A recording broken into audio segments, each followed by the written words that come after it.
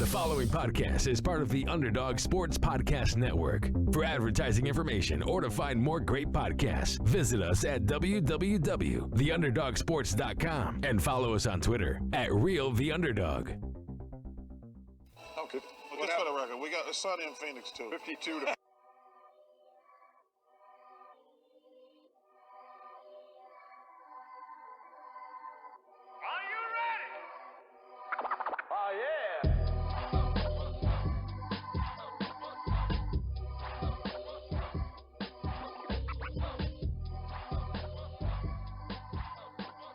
Hello, everybody, and welcome to the Sunny in Phoenix podcast, a weekly podcast where we keep you up to date on everything Phoenix Suns basketball. My name is Charlie Erling, and we've got Mitch Krumpetich in the house. Hello, everyone.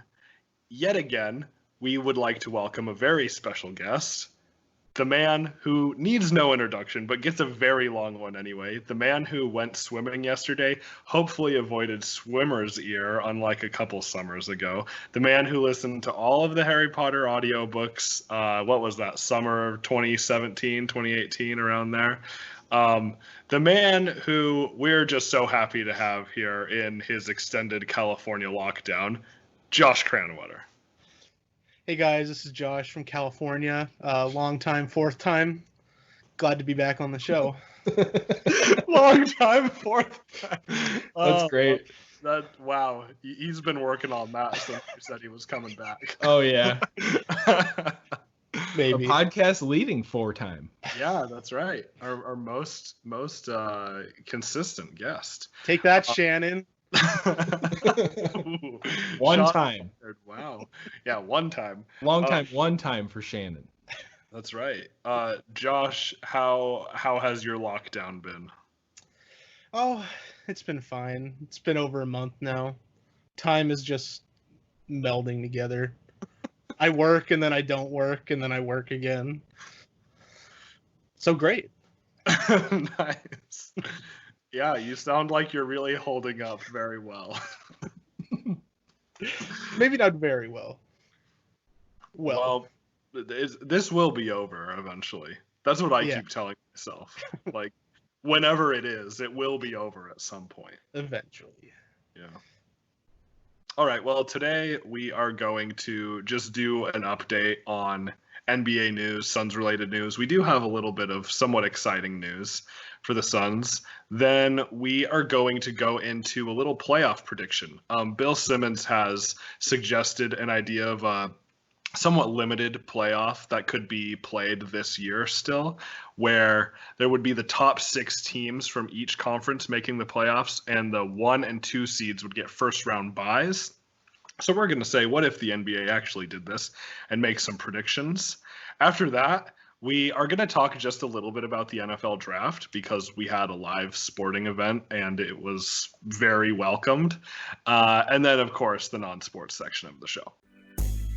Follow us on Twitter at SunnyandPHXPod. Same thing for Instagram. Go on iTunes, leave us a 5-star review and a comment, and you will get a shout out on the show. So to check in on Suns-related activity, we're still waiting pretty much until May 1st at this point to get more information. That's when the federal regulations for coronavirus will be, I assume, getting updated. The lockdown and stay-at-home orders and all of that were just until April 30th. So that's coming up. Things are changing state to state already, but I'm hoping to have a little bit more information in early May. As of right now, though, the news we do have is the NBA is allowing players in the cities that are reopening to use team facilities if they're allowed.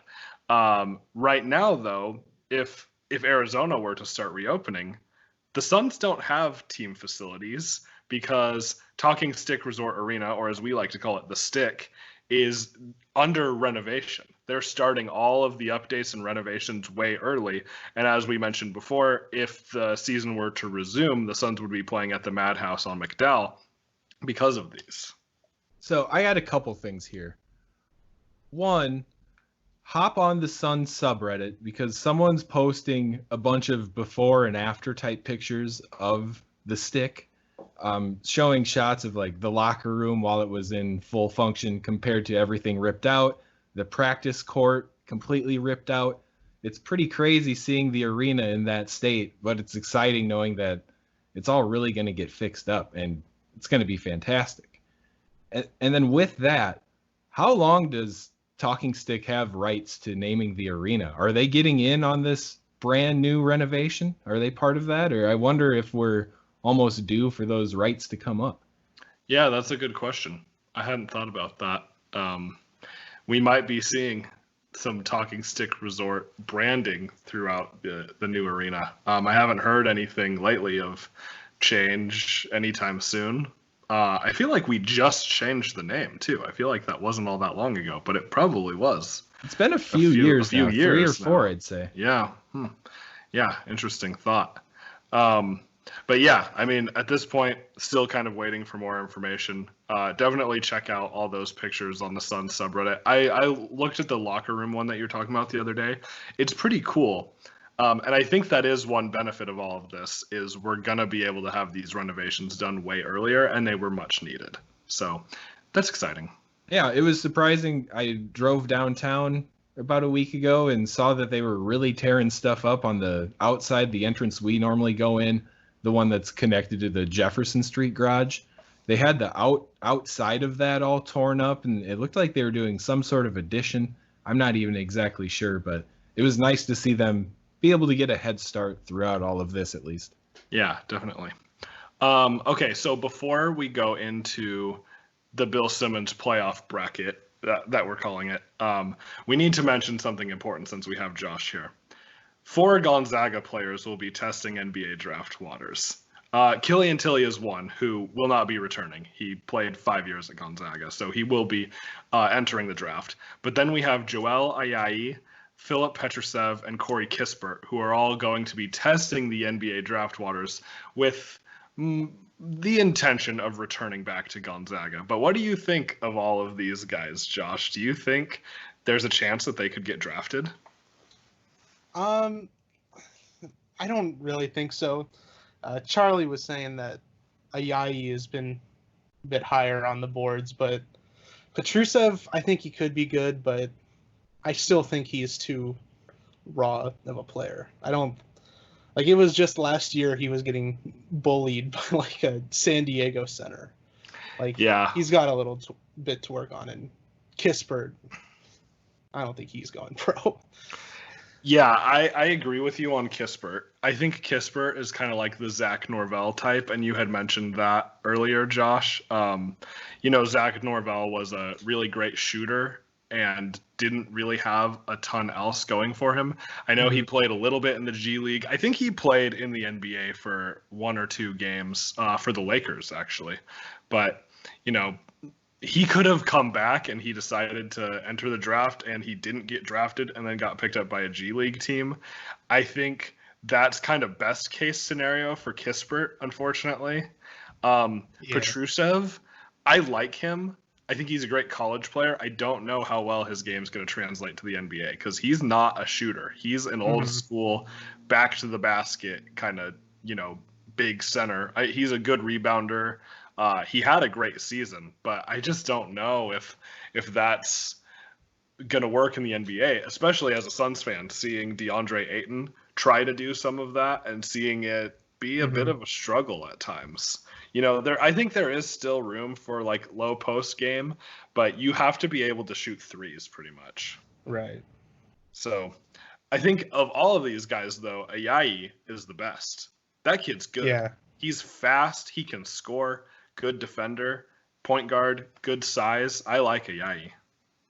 So I know one of you mentioned before the show that Gonzaga is landing their first 5-star recruit. Yeah. So I assume that means you want some of these guys to stay around, aside from Tilly, who can't. Right.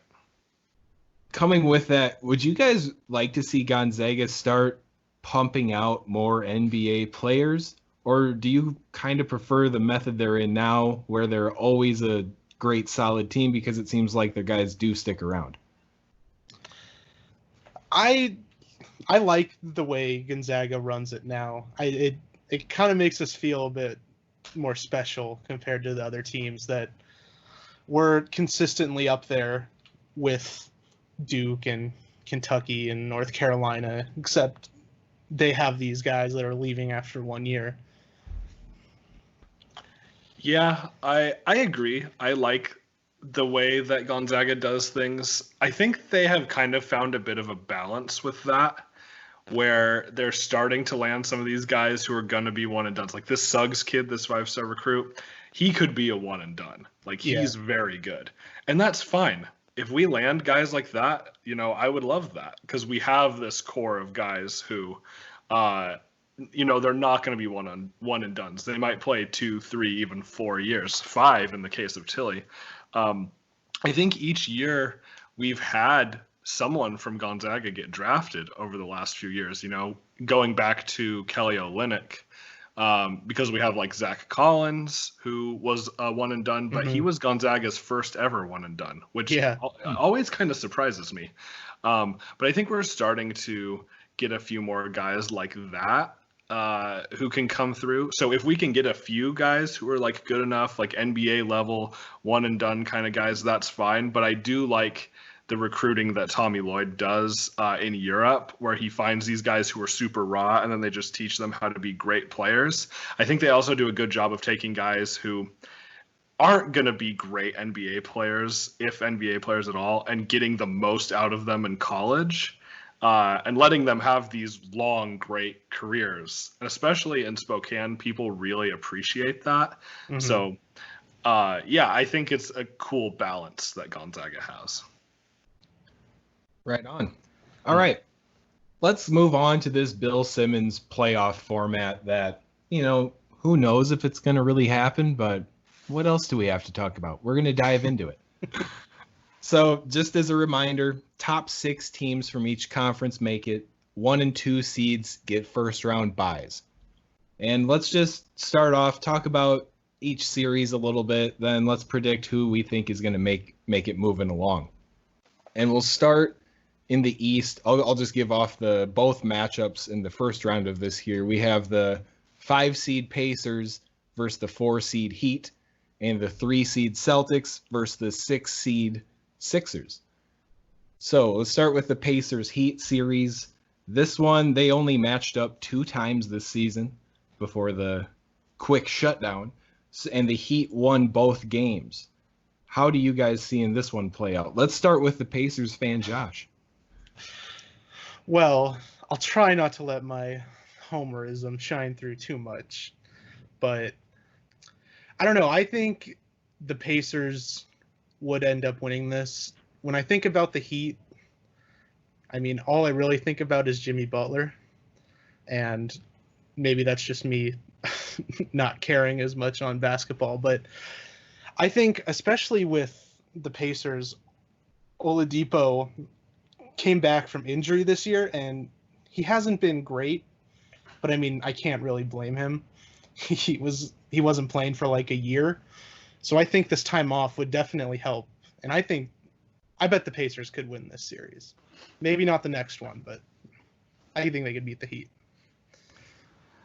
Yeah, this is a tough one because the Heat, yes, they have Jimmy Butler. They also have Bam Adebayo, who's great. Tyler Hero had a good season. Kendrick Nunn, a lot of their young guys played surprisingly well this year. The Pacers do have a bit more experience. Yeah, I think overall probably a bit more experience. Miles Turner and Domantas Sabonis, they kind of figured out how to get that to work, like get those rotations working pretty well. And like you said, Josh Oladipo having the time off to hopefully work out on his private home gym. That would probably be good for him. So I think this one would be close, but I also would go with the Pacers. Ooh, I'm the one going with the Heat. So, you know, they won the season series 2-0, so that means a little something. But I really like Adebayo and Butler, and especially what those guys bring on the defensive end. I think they could do a great job against Oladipo and Sabonis. I think that'd be a good way to try to slow down the Pacers. But then, you know, they still have TJ Warren, they still have Miles Turner. It's a solid team, but I just think a Spoelstra coach team in the playoffs, especially if they have all this. If Spoelstra's been game planning for this Pacers game for a month or two, I just lean Heat there. That's an interesting point. Yeah. I think at the end of the day, this doesn't matter because the Bucks are going to beat either of them. That's right. That's right. Okay, so we have both of you taking the Pacers. I have the Heat. We'll move on to the next series, the number 3 Celtics versus the number 6 76ers. And I think this could be a good series, although the 76ers handled them pretty well during the regular season, going at 3-1 on the series. But this is my upset game. I take the Celtics here just because of I'm still not buying into the Embiid and Simmons playoff team. I don't think the Sixers have enough when it comes to the playoffs, and it's going to slow way down. And when teams can specifically prepare for Ben Simmons and Embiid, I think outside of them, there's just not a ton there in Philly. And I'm not trying to say anything bad against Simmons and Embiid either, because they're both great at what they do. But I just like the Celtics and another incredibly coached team with Brad Stevens. I'm leaning Celtics on this one. I would agree with that too, for all those same reasons. And I would take it a step further. All of this time off is really bad for the Sixers. Embiid, we see at the beginning of every season, he needs quite a bit of time to get back into shape. And so having all this time off, he's going to have to do that again. He's not going to be performing at full speed. And on top of that, like you said, the playoffs don't really suit Embiid and Simmons' style as well, I don't think. So I would go Celtics here, especially because they're fast, they're young. I bet they would be a team that would come out firing in shape still, even after a long break like this. The thing about the Sixers to me is that just any time in the last 2 years, it's either there's always something dramatic going on with them. It always seems like there's something going on. Why aren't they? They're never performing as they should be consistently. It's like they'll do poorly. Charles Barkley will call them out. They'll play well for like 2 games, and then it happens again a couple weeks later. And I mean, the Celtics, they got rid of Horford, who hasn't been doing well in Philadelphia, and they got rid of Kyrie, and like it just seems like they're so much better this year without Kyrie. Like I think Boston would win this. Yeah, we all agree, and I think we all agree about Kyrie too. Yeah, as much as I love Kyrie, I really do like Kyrie. He made the Celtics worse. Yeah. Wow. Okay, so we move it on. So here's where things start to split up a little bit, but I think we all come to the same conclusion after this round. So the winner of our first game faces the Bucks. Mine is the Heat. They split the season series, but Giannis is just a different kind of animal. We haven't seen anything like him in the NBA, and he's a guy who can really put his team on his back and just force them to win. And I don't think the Heat have an answer for him. I don't think anyone has an answer for him. And this is why, Pacers or Heat, whoever were to win this, I don't think it would be close. I think the Bucks would dominate either of these teams. To talk about the opposite of the Sixers, the Bucks are a team that are built to win in the playoffs. Like, they are just unreal. Giannis, Chris Middleton.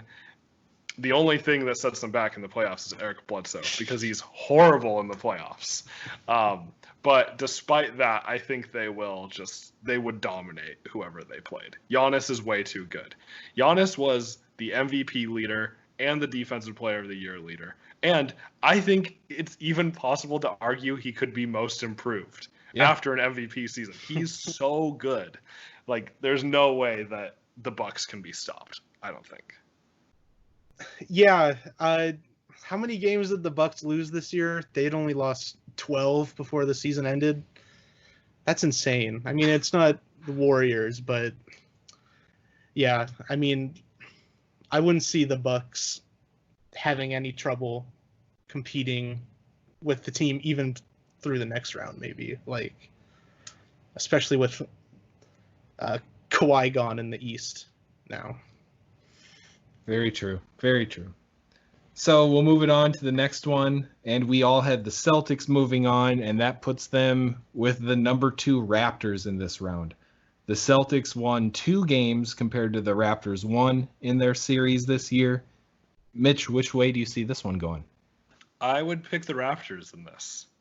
I think this would be close. I think this would be a great matchup, but the Raptors really surprised. I didn't think they would be as good as they were, but Pascal Siakam, another guy who's considered for most improved, even after winning most improved last year, he had a great season. Kyle Lowry had a good season. Having some of this time off, Marc Gasol would be able to have that rest to get back to his, full form. I think the Raptors are good. I think experience would come in for them. I think the Celtics and the Raptors are maybe a bit similar when it comes to skill, and I think the Raptors' experience would help them. I think I would go with the Celtics, actually. I kind of feel like they're this year. I'm bringing up Kyrie again. Once again, without Kyrie, I think they'll find their form a lot better. And I mean, the Raptors were still really good this year, but like Jason Tatum especially was like, he started picking it up, unfortunately at a bad time, but like he was kind of shutting everyone up who kept saying like, maybe he wasn't as good as that pick. And so I think the Celtics would take the series. That's interesting. You know what that makes me think of? You know how Jason Tatum was the number 3 pick right before we picked Josh Jackson? Uh-huh. I'm so glad that Tatum didn't get picked like 5. Like, think of how much we would be kicking ourselves if we would have had the opportunity to take Tatum and we still took Josh Jackson. I'm so glad that's not what happened. Yeah, why would you even think of that?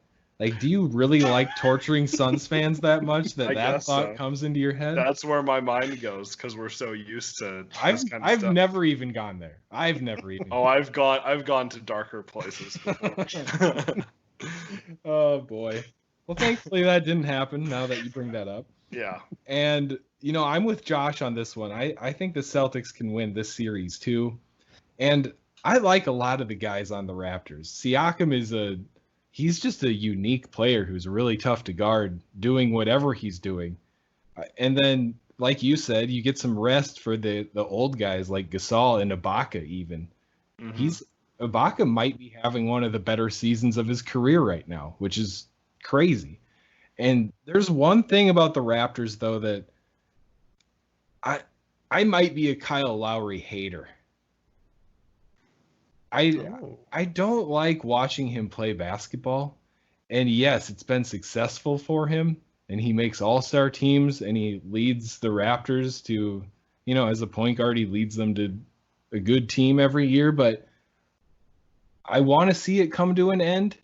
And I think it might be starting to happen.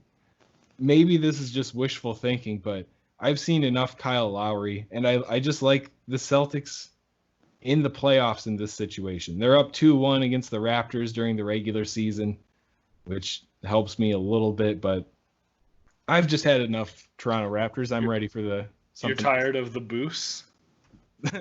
Yeah. Too thick, man. Shout out to the No Dunks podcast. They call it the boost. Caboose. No, I see what you're saying. I mean, he's been there for a long time. And he's starting to get up there in age. Who knows how much longer it'll last. Okay. Next round. So this is the Eastern Finals? Yeah. Eastern Finals. And I think we're all saying the Bucks are winning it. Oh, but yeah. I have Bucks versus Celtics. They're 1-1 on the season. And we've said it enough. Giannis is just too much. I can see Giannis and Bledsoe and Middleton doing enough to just will these guys to a win. I don't see it stopping. Don't forget Dante DiVincenzo. Right. No, I mean, it's the Giannis factor. Like, I don't think anyone on either the Raptors or Celtics could stop Giannis. Mm-mm. I know it sounds cliche, but I do think the Bucks disappointing in the playoffs last year and losing earlier is going to help them. They have that motivation, and Giannis is so good. I don't think they'll stop. The Celtics will be able to stop him. Jeez, Josh, you sound like a coach or like an analyst or something. Well, thank you. Skip Kranawetter over here. Oh my gosh. Oh, might I add to that? Whammo! Oh, yeah, for the Bucks. Yeah, everyone's with the Bucks. Bucks heading to the finals. We all agree. Okay. That takes care of the East, the least, the lesser. Let's move on to the West, the best. And in the first series, we have the Thunder versus the Jazz. Thunder are 5, Jazz are 4. Series on the year, split 1-1. They only got to meet up twice. How do you see this one going, Josh? So, first of all, in the East, it didn't really matter because they only really had 6 good teams, but I hope this scenario doesn't happen, because in the West, in the 7th and the 8th, are the Mavericks and the Grizzlies. And I think they would be pretty fun to watch in the playoffs rather than there's nothing wrong with these teams, but I think Luka and Ja in the playoffs would have been a cool thing. Right, but then that would have meant that Josh Jackson made the playoffs, yeah. Who we just spoke about a few minutes ago. It's clear you're not a Suns fan. Because I'm like, oh, this would be great. We wouldn't have to watch stupid Luka in the playoffs. Good riddance, man. Yeah. Try again next year. No, but I mean, I see what you're saying. It would have been exciting. It would have drawn a lot of viewers. I get that. Yeah. For this series, I don't know. I'd have to go with the Jazz just based on experience. I mean, the Thunder are a fun team to watch. No one expected them to do this well after getting 150 picks in the future drafts. But yeah, I think Mitchell, they got my boy Bojan Bogdanovic. Boyan. And Joe Ingles. I think the Jazz are just... The Jazz have Joe the Ingles. experience in this one. Yeah. This is, I think, the most difficult series to pick. And if this were just coronavirus stuff aside, if this is just how we switched the playoffs to, I would say the Jazz easily. But there is a major rift between Donovan Mitchell and Rudy Gobert now. There is a lot of drama there, and people are saying, oh, they're not going to be together next year. Like, someone's going to get traded. I don't know. They say it's all rumors, but I don't think so. I think there is something behind that. They are arguing, I think. So, I don't know. I still don't think I can pick the Thunder, just because who's the Thunder's second best player? Danilo Gallinari? Yeah. I don't think having Gallinari, as much as I love Gallinari, being your second best player, I don't think that's going to win a playoff series. Especially because the Jazz, if they are playing well, are a very good team. You know what? I didn't expect the Thunder to do anything this season. I thought they'd be a pretty poor team, honestly, but they've definitely surpassed expectations. I'm leaning Thunder in this one. Look at the matchups. Chris Paul versus Mike Conley. What did Mike Conley do this season? Nothing. Terrible year. That was a bad move for the Jazz. They wish they still had Ricky Rubio, and I don't care who wants to fight me on that. Then you got Gilgeous-Alexander, who you can stick on Donovan Mitchell. I like that matchup. both sides of the ball, really. I like SGA. He does a lot. And then you mentioned the rift between Mitchell and Gobert. Gobert, just a big goofball. That's pretty crazy. I just don't see how this Jazz. I'm surprised the Jazz team even came away with the 4 seed, to be completely honest. And I see the Thunder just kind of, riding this underdog thing they did all season and kind of sticking it to the Jazz. I can see the Thunder winning that one. All right, so you two go Jazz, I go Thunder. We move on to the next one, and this is another fun one. Nuggets versus Rockets. Nuggets are 3, Rockets are 6. Mitch, how does this one play out? This is another difficult one because these are 2 historically bad playoff teams. Man, I don't know. It's so tough. It makes me think because the Rockets, right before all this happened, went really, really small. They traded Capella. They were running PJ Tucker at the 5. It would be so interesting to see how they would match up against Jokic. I imagine they would put PJ on him, and I bet PJ could do pretty well. A few years ago, he could probably do even better. But you have Jamal Murray. They have some good shooting.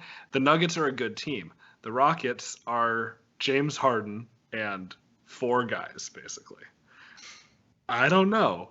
I could really see this going either way. I think if I had to pick, I would go with the Nuggets.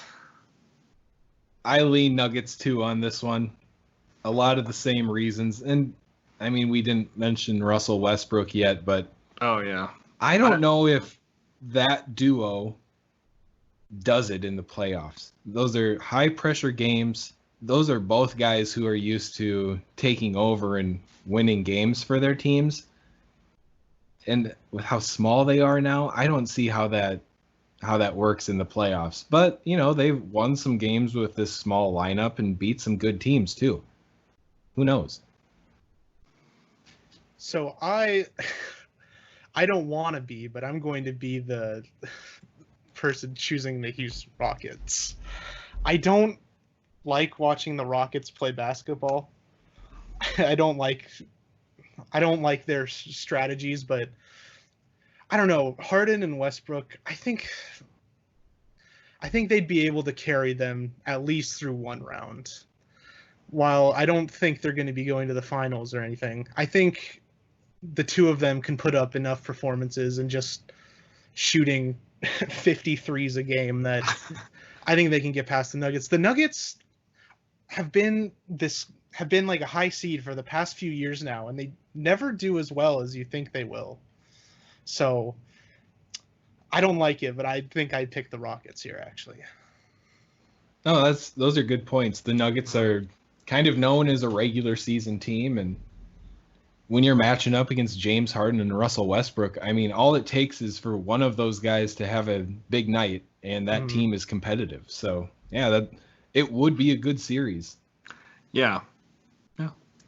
All right, we move it along to the next round where the 1 and 2 seeds come into play.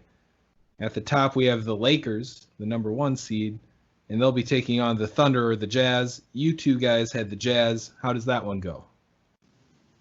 I mean, the Lakers would beat either of these teams handily. Unfortunately, as much as I don't like the Lakers, I mean, they're really good. Yeah. Unfortunately, the Lakers are back. And being someone living in Southern California, I have been around a lot of that recently, and that's got to be tough. I hate it. Especially since you're such a huge Suns fan. Oh, yeah. In that sense, I'm a Suns fan. And our hatred for the Lakers. Yeah. Yeah. I mean, this time off is like amazing for LeBron too. Yeah. As a guy who doesn't do any of the load management or anything, like he's going to come back. I mean, this is going to allow LeBron to play for like 2 or 3 extra years, I think. Oh, wow. He's going to play till he's 48. Yep. Play with Bronny. He's going to be able to play with his grandson at this point. Whammo! Oh, boy. That's just for Josh. Glad you could put that on the podcast then for everybody to hear. Maybe I'll edit a few more in. Put that on the soundboard for future episodes. Yeah. Oh, We need a soundboard. I'm working on it. Yeah. We'll see if the budget. We'll see if we can put a soundboard. If we in. could get a few more patrons, then maybe we can get a soundboard. Yeah. Okay. Yeah, and Lakers are pushing forward against anybody. I had it against the Thunder, but that's where the Thunder underdog season would definitely end in my eyes. Lakers will be moving on to the Western Conference Finals for sure. And then we have the Clippers coming into play. Me and Mitch have the Nuggets.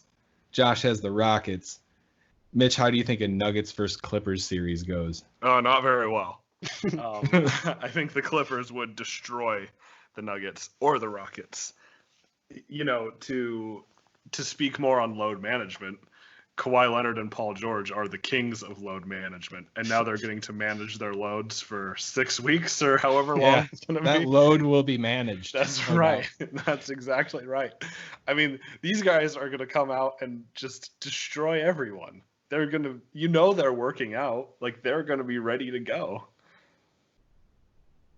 Yep, Yeah. Those two guys together, they're going to be a force.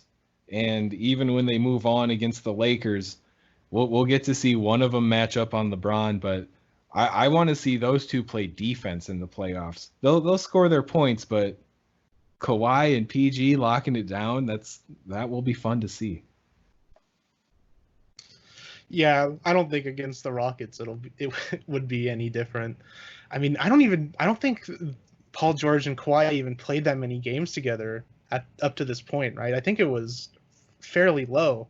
Right. But yeah, I mean, giving them this break is just going to be disgusting. Yeah, I mean, I think this is going to have a long-term impact on them as well. You know, next season, maybe we see them play a few more games, or maybe we don't, and they just have even longer careers. Who knows? And the series we're all really wanting to talk about here, we've made it 1 versus 2, Lakers versus Clippers. This is going to be great. The season series is 2-1 in favor of the Clippers.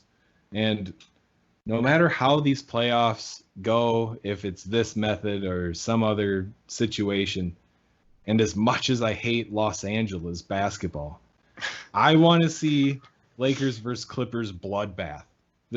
It should be fantastic. This should be an all-time Western Conference Finals, if you ask me. Oh, yeah. Give me 7 games, send them all to overtime. That would be awesome. I mean, I would wonder how they would match up on LeBron and AD on defense, you know? Would Paul George, or would one of the two guard Anthony Davis? Like, maybe we could have Kawhi on Anthony Davis and Paul George on LeBron? Or the reverse, I don't know. Or maybe they switch it up, mix it up. Maybe they run a little 2-3 zone like the Suns like to do sometimes. Just kidding, no zone. But the way that they match up would be so interesting to see. Yeah, Battle Los Angeles, as they would call it. I can already see the commercials popping up. But yeah, I don't know. I mean, LeBron and AD, they're what? Top. I mean, I would probably go LeBron, Kawhi, Anthony Davis, right? For top 3 players. Oh, I guess Giannis too. Okay. Forget what I just said. Top 4. Top 4, Top yeah. 4. And I mean, Paul George is. You don't want my opinion on Paul George. I don't like him anymore. But yeah, I think the No Lakers OT would tonight. win this. Yeah, I hate the Lakers, but watching LeBron and AD play was pretty insane. That they're on the same team together. So you're going I pick the Lakers? Lakers. Yeah. Wow. This was really tough for me, honestly. It took me a while to come to a decision. But I feel like the Clippers are just a little bit deeper overall. And we're talking about how do they match up. I like a determined Montrezl Harrell guarding Anthony Davis or whoever's out there. Wow. And he's just a competitor, and he's going to lay it on the line. And That's a big body that you can put on him. I kind of like that idea. So then do you have Paul George guard like Jared Dudley? JaVale McGee. Yep, that's where I put PG. No, I just think it's going to be a great series. And, PG and Kawhi will be able to contain LeBron as well as anybody in the league maybe could outside of Giannis. So the big factor is what Anthony Davis can do. And he's a great player, but I just go Clippers here. I don't know why exactly, but I think if AD gets shut down just a little bit, I go Clippers. And we make it to the finals. And all three of us had the Milwaukee Bucks heading there from the East. Me and Mitch went with the Clippers, and Josh went with the Lakers. So, Josh, let's have you start it off. Do you think the Lakers have a chance against the Bucks in the finals? Unfortunately, I think they do.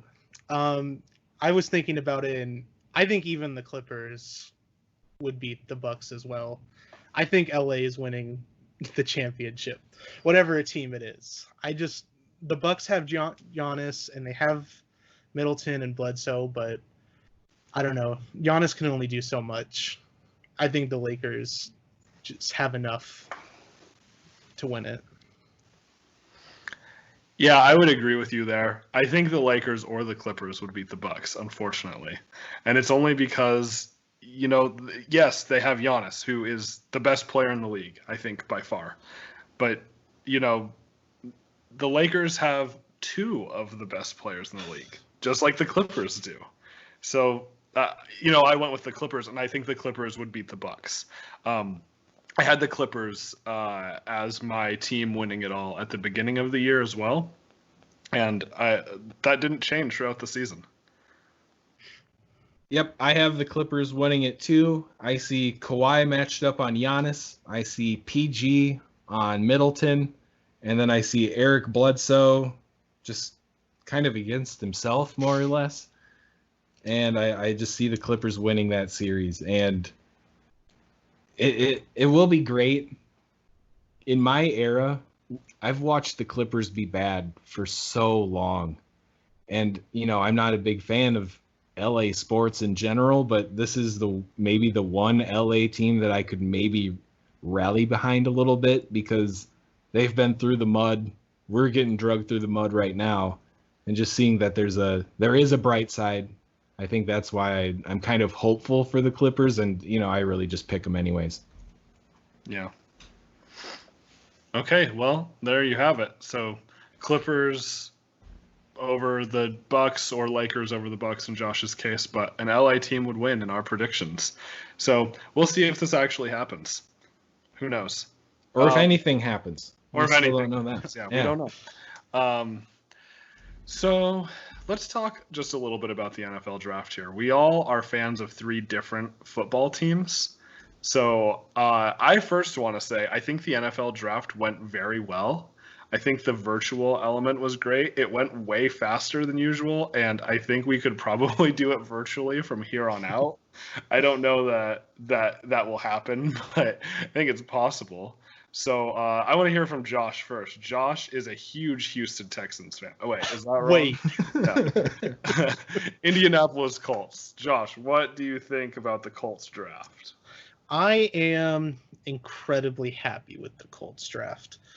The first thing we did in the first round, right? No, we didn't have a first round pick. We traded our first round pick to the Niners for DeForest Buckner, and I think that alone was a great move. Getting an all-pro player instead of a potential great player one day down the road. But yeah, all of our moves were solid. We were the first team in a while to have 3 picks in a row. That's a fun fact for you. Huh. And we got the Wisconsin running back that scored 5 touchdowns in multiple games. So yeah, we got Phillip Rivers. We got him a few more weapons. I want next season to come because I think we're going to be great. Yeah, it'll be nice to see the Colts go 7-9 again. How dare you? Is Jacoby Brissett still with the Colts? Yeah, he is. He signed a 2-year deal. Do you think that's a competition at quarterback, or is this handed to Rivers? It's handed to Rivers? Okay. Brissett did well to start the season, but I know he got injured, but he was kind of showing that he wasn't cut out to be a starting quarterback. Fair enough. Okay. And the Dolphins, a team that actually did draft a long snapper. We did in the 6th round. A brother of, I believe, the Jets long snapper. So it's a family of snappers. Yeah. The family that Wow. snaps together. You know the same. But yeah, that was a surprising but fun pick. I don't really care what the team does in the 6th and 7th rounds, because who knows what the situation really is going to be with those guys. But we take Tua number 5. We get a hyped up quarterback for the first time since Dan Marino. And I don't know anyone who's not excited about it, because it's been a long time. It's been over 20 years since Dan Marino was there, and we have shuffled through the quarterbacks since then. Shout out Ryan Tannehill, though. I'm still a huge fan of his. His playoff run was really fun to watch, and he's probably the second best quarterback we've had since Marino. And I assume Tua will take over that spot. What about Matt Moore? Matt Moore, I love him. He's been there for a long time, a career backup for the Dolphins. He was a good guy. No problem with Matt Moore. Yeah. But we're so thin at the offensive line heading into this season, and we definitely address that. We get Austin Jackson in the first round out of USC, and then I think we take Robert Hunt out of Louisiana, a couple of other linemen, and then some undrafted linemen. So we really, really loaded up at O-line and D-line, the 2 weak spots. So I don't know. I probably say this every year, but I'm pretty optimistic. Pretty optimistic for, watching Tua, who is the most accurate, most efficient college quarterback of all time. We get him on the team. That's huge. And we didn't have to trade up or anything. Got him at 5. So after the draft, as a Dolphins fan, not expecting a division victory this year. I don't see us winning that, but some improvement coming at least. Okay. Well, I am also thrilled with how my team drafted. The Denver Broncos picked Jerry Jeudy with the 15th pick overall, and that was their guy. There was some rumors that the Broncos would be trying to trade up in order to get who they wanted, but Jeudy was there at 15. I wasn't sure if they wanted CeeDee Lamb or Jerry Jeudy, but went with Jeudy, and I'm happy. He's like I guess one of the best route runners in this draft. He's big, he's fast, he lines up in the slot a lot. So alongside Cortland Sutton, that will be nice. I know a lot of people have been saying like, oh wow, the Broncos have Demaryius Thomas and Emmanuel Sanders again, but they're young and can actually play. I mean, Emmanuel Sanders can still play kind of, but he's getting up there. And the fall of Demaryius Thomas was one of the saddest things I saw. I loved him so much. But yeah, that's really exciting. And then also KJ Hamler from Penn State is like this. He's like 5'8", but he's just a speedster. And that's going to be fun to be able to line him up opposite of those two. So getting some new weapons for Drew Lock. I think it's just going to kind of depend on how Lock plays. The last few games of the season, he looked really good. The offensive line kind of started to get things going a little bit. And Drew Lock looks really promising. But in order to compete with the Chiefs, the AFC West just needs to have offense. The Broncos were building everything around defense, and they still have a great defense, but it's an offensive league at this point. 2016 is long gone. Defense isn't going to win a Super Bowl anymore, I don't think. And the Chiefs showed that. So the Broncos also added Lloyd Cushenberry III, who has one of my favorite names in this draft. Great yeah. name. He was the top-ranked center in the whole draft, and they got him in the 3rd round. I'm not sure if the Broncos will play him at center or if they'll move him to guard, but they signed one other offensive lineman, and they do need some help on the line. So some guys might be moving around a little bit, but overall, I'm really happy with it. I think the Broncos are going to be able to compete with the Chiefs. The Chiefs are still a very good team, but I think we've done everything we need to put some talent and some weapons around Drew Lock. It's just going to come down to how Drew Lock plays, basically. I would like you to tell me all about the Wyoming kid that got drafted. Oh, Logan Wilson, yeah. Went to the same high school as me. First pick of the 3rd round going to the Bengals. Casey Bramlett also went to University of Wyoming and was a backup quarterback there for a long time. Logan Wilson is a good kid. He is just like a tenacious linebacker, inside linebacker, great tackler, smart kid. I never played with him or anything. He's a bit younger than me, but I have heard nothing bad about him. I know I saw just like on Facebook and stuff, a lot of people really happy for him.